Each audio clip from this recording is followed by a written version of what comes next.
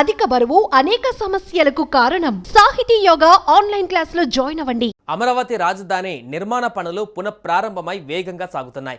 ఈ క్రమంలో సీఎం చంద్రబాబు ప్రభుత్వం మరో కీలక నిర్ణయం తీసుకుంది. ఏపీలో మరో మెగా సిటీకి ప్లాన్ చేస్తున్నారు. అమరావతి, గుంటూరు, విజయవాడ, మంగళగిరి, తాడపల్లిలను కలిపి మెగా సిటీగా అభివృద్ధి చేయడానికి మాస్టర్ ప్లాన్ సిద్ధం చేస్తుంది చంద్రబాబు సర్కార్. ఈ మెగా సిటీకి అంతర్జాతీయ విమానాశ్రయం కూడా ఏర్పాటు చేయనున్నారు. ఏపీ రాజధాని అమరావతి కేంద్రంగా కీలక నిర్ణయాలు తీసుకుంటున్నారు. ప్రధాని మోదీ అమరావతి పనుల రీలాంచ్ కోసం మే 2న రానున్నారు. ప్రధాని మోదీ రాక సమయంలో అమరావతి కేంద్రంగా చంద్రబాబు కీలక ప్రతిపాదనలపైన కసరత్తు చేస్తున్నారు.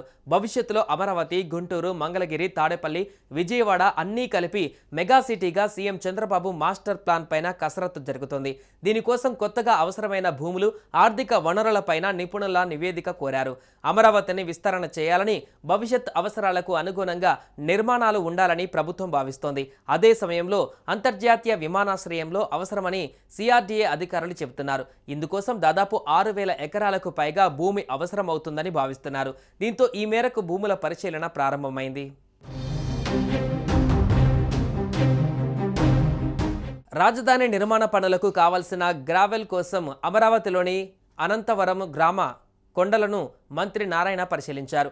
ఈ సందర్భంగా మీడియాలో మాట్లాడారు. తాడపల్లి, మంగళగిరి, విజయవాడ, గుంటూరు ప్రాంతాలను కలిపి మెగా సిటీ ఏర్పాటు చేయనున్నట్టు చెప్పారు. ఈ నేపథ్యంలో అమరావతిలో అంతర్జాతీయ విమానాశ్రయం ఉండాలని సీఎం చంద్రబాబు భావిస్తున్నట్టు తెలిపారు.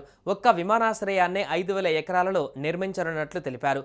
అయితే రైతుల నుంచి భూ సమీకరణ ద్వారా భూమిని తీసుకోవాలని స్థానిక ప్రజాప్రతినిధులు కోరుతున్నారని, ఇదే జరిగితే మరింత భూమి అవసరం అవుతుందన్నారు.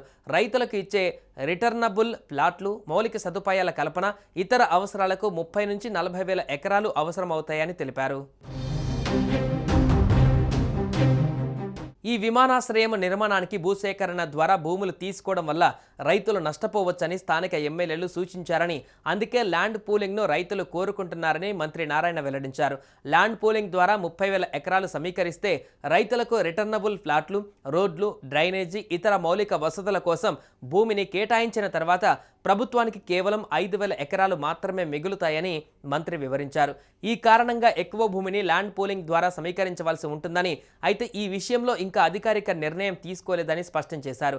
2015లో కేవలం 58 రోజులలో రైతులు స్వచ్ఛందంగా 34,000 ఎకరాల భూమిని భూ సమీకరణ ద్వారా అందించారని, ఇది హార్వర్డ్ యూనివర్సిటీ కేస్ స్టడీగా మారిందని మంత్రి గుర్తు చేశారు. సుమన్ టీవీలో మీ పర్సనల్ అండ్ బిజినెస్ ప్రమోషన్స్ కోసం కింది నెంబర్కి కాంటాక్ట్ చేయండి.